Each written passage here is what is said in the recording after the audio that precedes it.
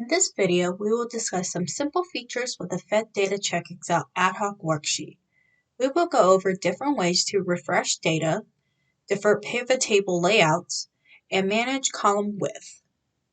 Start off by downloading a copy of the FedDataCheck ad hoc report for your department.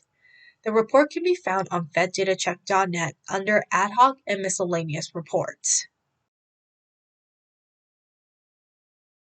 Upon opening the workbook, the data is set to refresh automatically.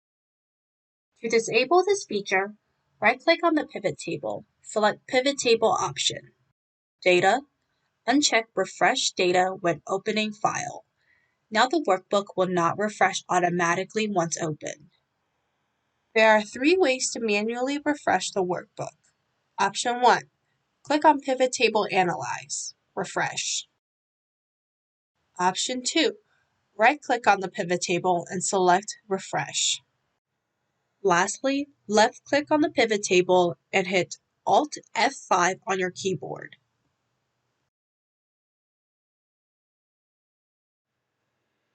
As you drag each field into the rows, the worksheet will update the information automatically.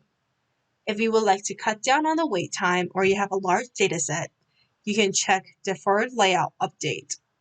Now you can drag multiple fields, click Update, and the worksheet will update all at once.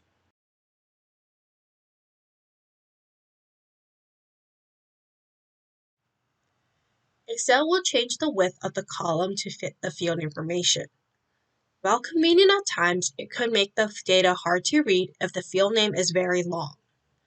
To change this, right-click on the pivot table, select Pivot Table option, and uncheck Auto Fit Column Width on Update. Now, as you drag a field into the columns box, it gives you more freedom to control the column width.